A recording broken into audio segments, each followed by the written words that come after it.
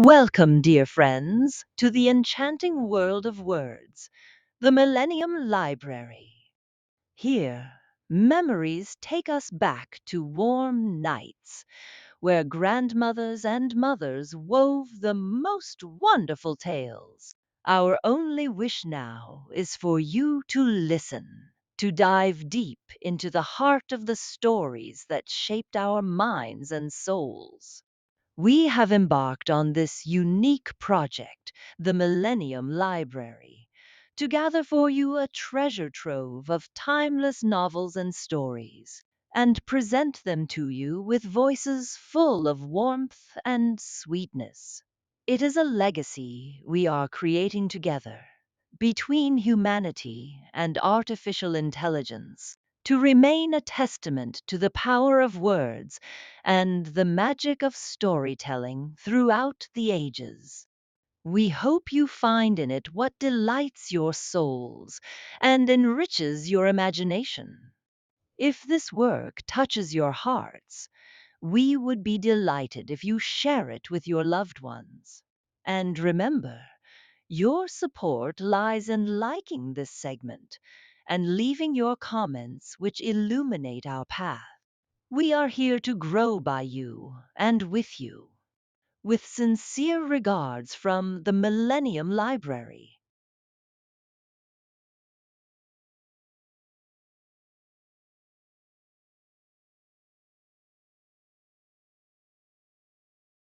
The Wind in the Willows. The Piper at the Gates of Dawn. The willow wren was twittering his thin little song, hidden himself in the dark selvage of the river bank. Though it was past 10 o'clock at night, the sky still clung to and retained some lingering skirts of light from the departed day, and the sullen heats of the torrid afternoon broke up and rolled away at the dispersing touch of the cool fingers of the short midsummer night. Mole lay stretched on the bank, still panting from the stress of the fierce day that had been cloudless from dawn to late sunset, and waited for his friend to return.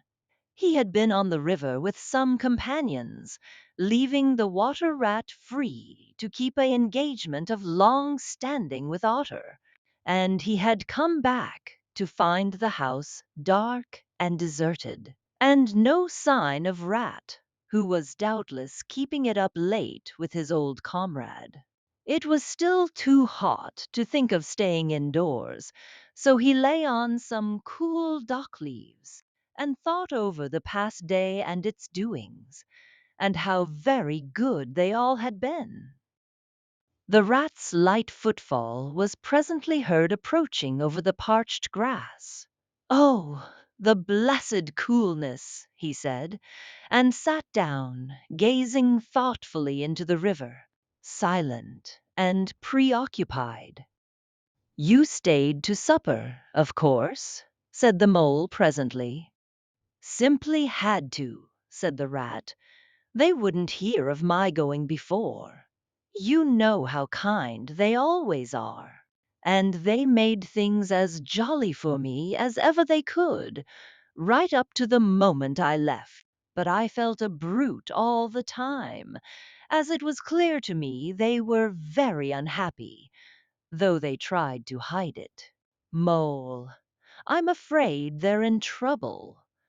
Little Portly is missing again, and you know what a lot his father thinks of him, though he never says much about it. What? That child? Said the mole lightly. Well, suppose he is. Why worry about it? He's always straying off and getting lost, and turning up again. He's so adventurous. But no harm ever happens to him. Everybody hereabouts knows him and likes him, just as they do old Otter, and you may be sure some animal or other will come across him and bring him back again all right. Why, we've found him ourselves, miles from home, and quite self-possessed and cheerful. Yes, but this time it's more serious, said the rat gravely. He's been missing for some days now, and the otters have hunted everywhere, high and low, without finding the slightest trace. And they've asked every animal, too, for miles around, and no one knows anything about him. Otter's evidently more anxious than he'll admit. I got out of him that young Portly hasn't learnt to swim very well yet, and I can see he's thinking of the weir. There's a lot of water coming down still, considering the time of the year, and the place always had a fascination for the child.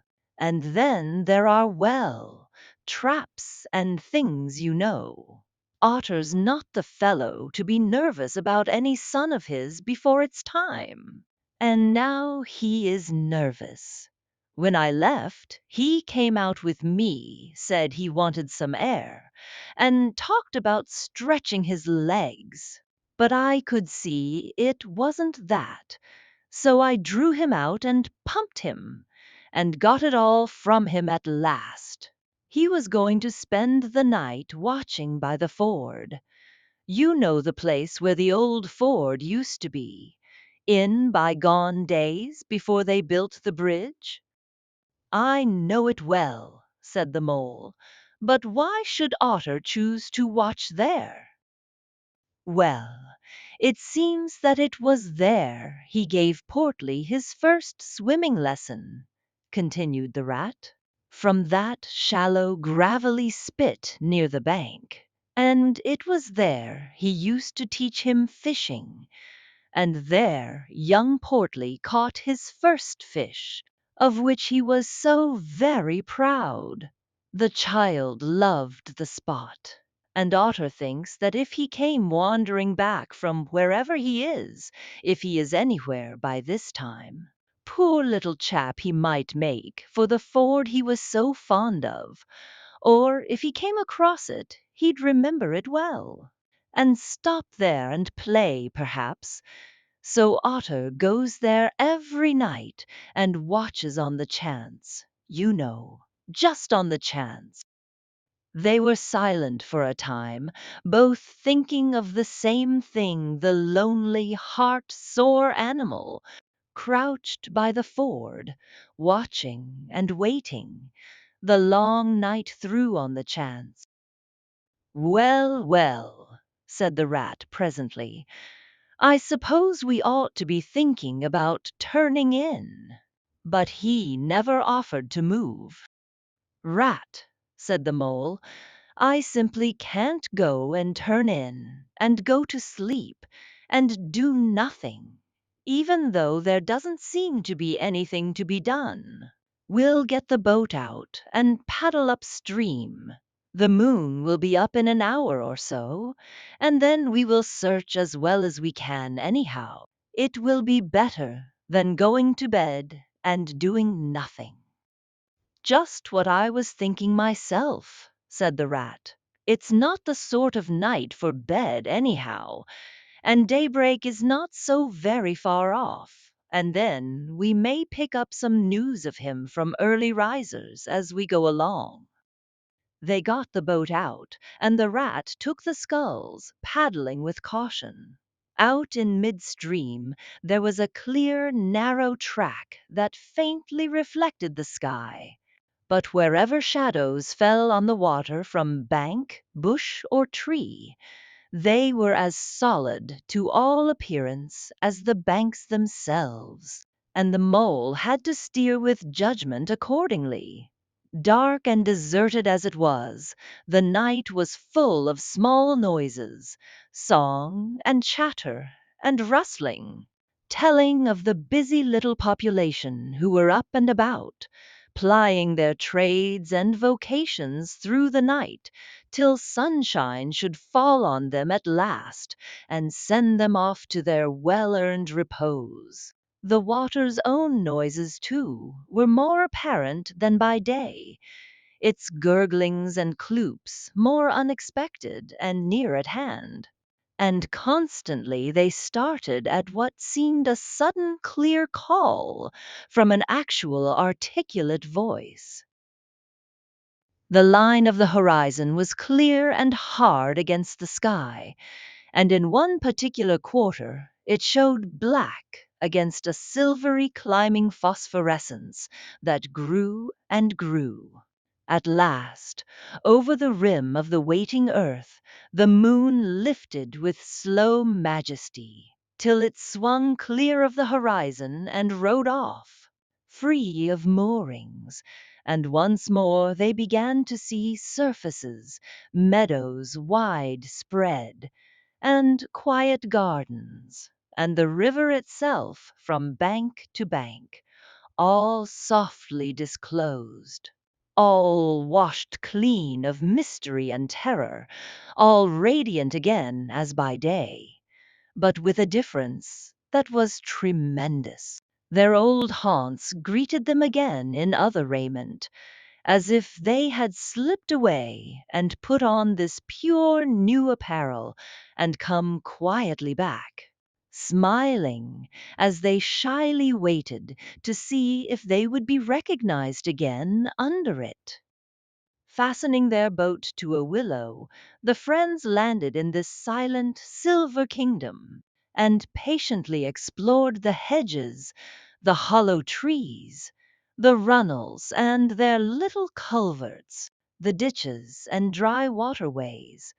Embarking again and crossing over, they worked their way up the stream in this manner, while the moon, serene and detached in a cloudless sky, did what she could, though so far off, to help them in their quest, till her hour came and she sank earthwards reluctantly and left them, and mystery once more held field and river. Then a change began slowly to declare itself. The horizon became clearer, field and tree came more into sight, and somehow with a different look. The mystery began to drop away from them. A bird piped suddenly and was still, and a light breeze sprang up and set the reeds and bulrushes rustling. Rat, who was in the stern of the boat, while Mole sculled, sat up suddenly and listened with a passionate intentness. Mole, who with gentle strokes was just keeping the boat moving while he scanned the banks with care, looked at him with curiosity. "It's gone," sighed the rat, sinking back in his seat again. "So beautiful and strange and new. Since it was to end so soon, I almost wish I had never heard it, for it has roused a longing in me that is pain, and nothing seems worth while but just to hear that sound once more, and go on listening to it forever. No, there it is again," he cried, alert once more. Entranced, he was silent for a long space, spellbound. "Now it passes on, and I begin to lose it," he said presently. "O Mole, the beauty of it! The merry bubble and joy, the thin, clear, happy call of the distant piping. Such music I never dreamed of, and the call in it is stronger even than the music is sweet. Row on, Mole, row, for the music and the call must be for us." The Mole, greatly wondering, obeyed. "I hear nothing myself," he said, "but the wind playing in the reeds, and rushes and oceans." The rat never answered, if indeed he heard. Rapt, transported, trembling, he was possessed in all his senses by this new divine thing that caught up his helpless soul and swung and dandled it, a powerless but happy infant, in a strong, sustaining grasp. In silence, Mole rowed steadily, and soon they came to a point where the river divided. a long backwater branching off to one side. With a slight movement of his head, Rat, who had long dropped the rudder lines, directed the rower to take the backwater. The creeping tide of light gained and gained, and now they could see the color of the flowers that gemmed the water's edge. "Clearer and nearer still!" cried the Rat joyously. "Now you must surely hear it. Ah, at last I see you do!" Breathless and transfixed, the Mole stopped rowing as the liquid run of that glad piping broke on him like a wave, caught him up, and possessed him utterly. He saw the tears on his comrade's cheeks, and bowed his head and understood. For a space they hung there, brushed by the purple loose strife that fringed the bank. Then the clear, imperious summons that marched hand in hand with the intoxicating melody imposed its will on Mole, and mechanically he bent to his oars again. And the light grew steadily stronger, but no birds sang as they were wont to do at the approach of dawn. And, but for the heavenly music, all was marvelously still. On either side of them, as they glided onwards, the rich meadow grass seemed that morning of a freshness and a greenness unsurpassable. Never had they noticed the roses so vivid, the willow herbs so riotous, the meadow sweet so odorous and pervading. Then the murmur of the approaching weir began to hold the air, and they felt a consciousness that they were nearing the end, whatever it might be, that surely awaited their expedition. A wide half circle of foam and glinting lights, and shining shoulders of green water. The great weir closed the backwater from bank to bank, troubled all the quiet surface with twirling eddies and floating foam streaks, and deadened all other sounds with its solemn and soothing rumble. In midmost of the stream, embraced in the weir's shimmering arm-spread, a small island lay anchored, fringed close with willow and silver birch and alder. Reserved, shy, but full of significance, it hid whatever it might hold behind a veil, keeping it till the hour should come, and, with the hour, those who were called and chosen. Slowly, but with no doubt or hesitation whatever, and in something of a solemn expectancy, the two animals passed through the broken, tumultuous water, and moored their boat at the flowery margin of the island. In silence they landed, and pushed through the blossom and scented herbage and undergrowth that led up to the level ground, till they stood on a little lawn of a marvelous green, set round with nature's own orchard trees, crabapple, wild cherry, and sloe. "This is the place of my song dream, the place the music played to me," whispered the Rat, as if in a trance. "Here, in this holy place, here if anywhere, surely we shall find him." Then suddenly the Mole felt a great awe fall upon him, an awe that turned his muscles to water, bowed his head, and rooted his feet to the ground. It was no panic terror, indeed he felt wonderfully at peace and happy, but it was an awe that smote and held him, and, without seeing, he knew it could only mean that some august presence was very, very near. With difficulty he turned to look for his friend, and saw him at his side, cowed, stricken, and trembling violently, And still there was utter silence in the populous bird haunted branches around them. And still the light grew and grew. Perhaps he would never have dared to raise his eyes, but that, though the piping was now hushed, the call and the summons seemed still dominant and imperious. He might not refuse, were Death himself waiting to strike him instantly.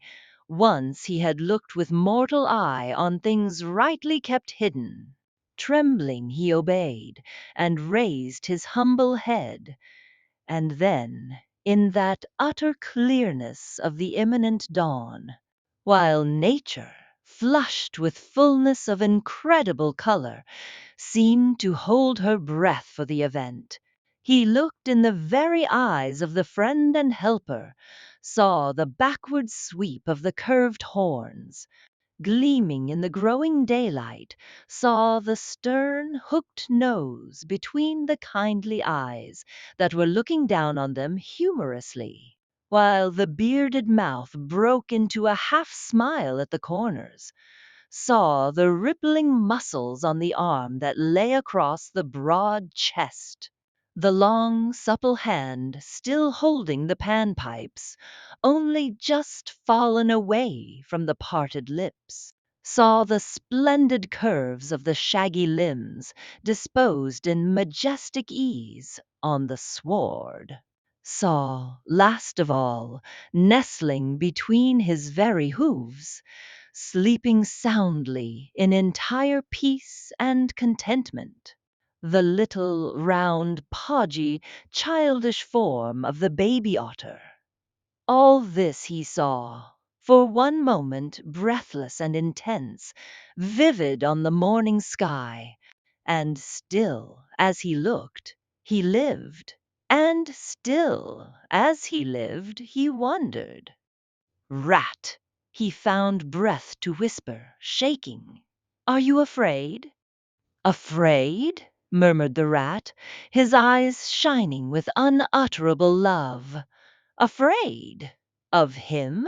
Oh, never, never. And yet, oh, Mole, I am afraid. Then the two animals, crouching to the earth, bowed their heads and did worship.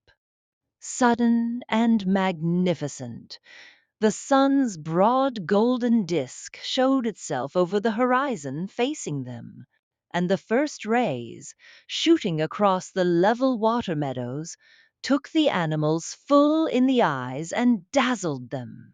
When they were able to look once more, the vision had vanished, and the air was full of the carol of birds that hailed the dawn.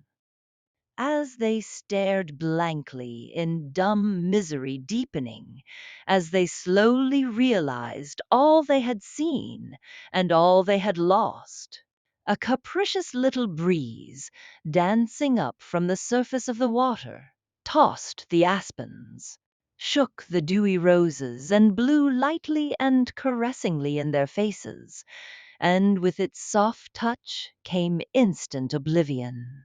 For this is the last best gift that the kindly demigod is careful to bestow on those to whom he has revealed himself in their helping, the gift of forgetfulness, lest the awful remembrance should remain and grow, and overshadow mirth and pleasure, and the great haunting memory should spoil all the afterlives of little animals helped out of difficulties, in order that they should be happy and light-hearted as before.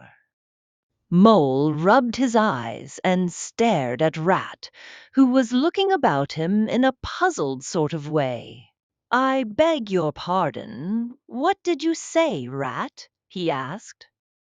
"I think I was only remarking," said Rat slowly, "that this was the right sort of place, and that here, if anywhere, we should find him. And look! Why, there he is, the little fellow!" And with a cry of delight he ran towards the slumbering Portly. But Mole stood still a moment, held in thought, as one wakened suddenly from a beautiful dream, who struggles to recall it, and can recapture nothing but a dim sense of the beauty of it. The beauty! Till that too fades away in its turn, and the dreamer bitterly accepts the hard, cold waking and all its penalties. So Mole, after struggling with his memory for a brief space, shook his head sadly and followed the rat. Portly woke up with a joyous squeak and wriggled with pleasure at the sight of his father's friends, who had played with him so often in past days. In a moment, however, his face grew blank, and he fell to hunting round in a circle with pleading whine, as a child that has fallen happily asleep in its nurse's arms, and wakes to find itself alone and laid in a strange place, and searches corners and cupboards, and runs from room to room, despair growing silently in its heart. Even so Portly searched the island, and searched, dogged and unwearying, till at last the black moment came for giving it up, and sitting down and crying bitterly. The Mole ran quickly to comfort the little animal, but Rat, lingering, looked long and doubtfully at certain hoof marks deep in the sward. "Some great animal has been here," he murmured slowly and thoughtfully, and stood musing, his mind strangely stirred. "Come along, Rat," called the Mole. "Think of poor Otter, waiting up there by the ford." Portly had soon been comforted by the promise of a treat, a jaunt on the river in Mr. Rat's real boat, and the two animals conducted him to the water's side, placed him securely between them in the bottom of the boat, and paddled off down the backwater. The sun was fully up by now, and hot on them. Birds sang lustily and without restraint, and flowers smiled and nodded from either bank, but somehow so thought the animals with less of richness and blaze of color than they seemed to remember seeing quite recently somewhere they wondered where. The main river reached again. They turned the boat's head upstream, towards the point where they knew their friend was keeping his lonely vigil. As they drew near the familiar ford, the Mole took the boat in to the bank, and they lifted Portly out and set him on his legs on the towpath, gave him his marching orders and a friendly farewell pat on the back, and shoved out into mid-stream. They watched the little animal as he waddled along the path contentedly and with importance, watched him till they saw his muzzle suddenly lift and his waddle break into a clumsy amble as he quickened his pace with shrill whines and wriggles of recognition. Looking up the river, they could see Otter start up, tense and rigid, from out of the shallows where he crouched in dumb patience, and could hear his amazed and joyous bark as he bounded up through the osiers onto the path. Then the Mole, with a strong pull on one oar, swung the boat round and let the full stream bear them down again whither it would, their quest now happily ended. "I feel strangely tired, Rat," said the Mole, leaning wearily over his oars as the boat drifted. "It's being up all night, you'll say, perhaps, but that's nothing. We do as much half the nights of the week at this time of the year.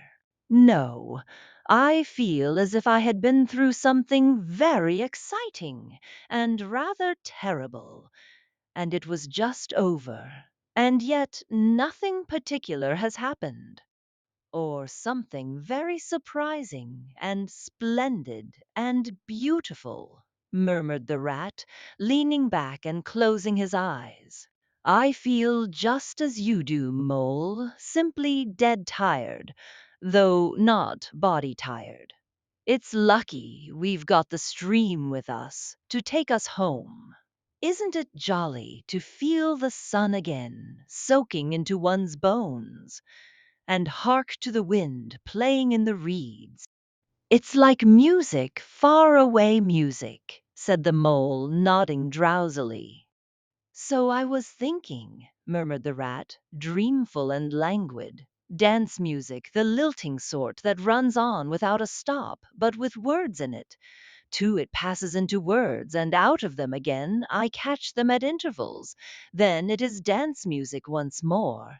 And then nothing but the reed's soft, thin whispering. You hear better than I, said the mole sadly. I cannot catch the words. Let me try and give you them, said the rat softly, his eyes still closed. Now it is turning into words again, faint but clear, lest the awe should dwell and turn your frolic to fret. You shall look on my power at the helping hour, but then you shall forget. Now the reeds take it up, forget, forget, they sigh, and it dies away in a rustle and a whisper. Then the voice returns. Lest limbs be reddened and rent, I spring the trap that is set. As I loose the snare, you may glimpse me there, for surely you shall forget. Row nearer, mole, nearer to the reeds. It is hard to catch, and grows each minute fainter.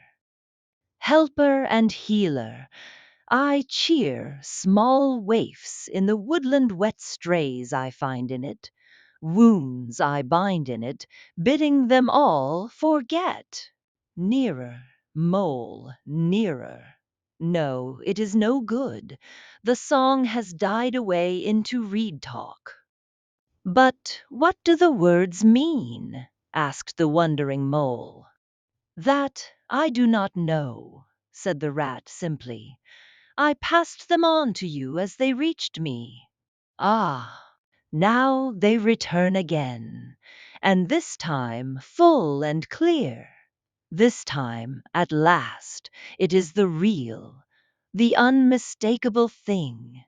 Simple, passionate, perfect. Well, let's have it then, said the mole, after he had waited patiently for a few minutes, half dozing in the hot sun. But no answer came.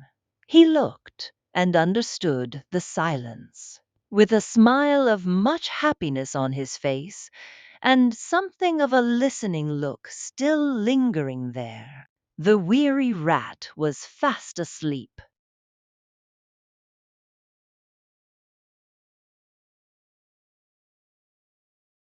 Conclusion of our journey. And so we reach the conclusion of our journey for today, within the unending worlds of words and the never folding pages of knowledge. We have spent an enjoyable and beneficial time together within the embrace of Millennium Library, where voices meet tales and a new cultural legacy is forged. We hope you have enjoyed every moment and delved deeply into the dimensions of the story or novel we presented to you. Always remember that this grand edifice, Millennium Library, is the result of a unique collaboration between human creativity and the profound depth of artificial intelligence. Our goal is to enrich your ears and minds with the treasures of world literature and to make knowledge accessible to everyone, while preserving the ownership rights of Millennium Library for this distinctive production. Don't forget to follow us and activate the notification bell to receive all new content. And share this podcast with everyone around you, for knowledge is light, and together we illuminate the paths. Until we meet again in a future episode and a new literary adventure, may you be in the care and keeping of Allah, and within the realm of immortal words. Millennium Library, where tales are embodied, knowledge is narrated, and creativity is immortalized.